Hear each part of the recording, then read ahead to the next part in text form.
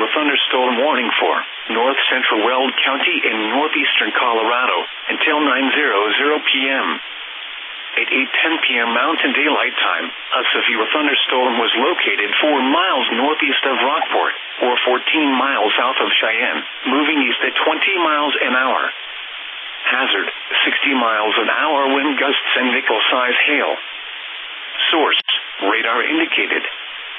Impact, expects damage to roofs, siding, and trees. Locations impacted include Rockport. For your protection, move to an interior room on the lowest floor of a building. Torrential rainfall is occurring with this storm and may lead to flash flooding. Do not drive your vehicle through flooded roadways.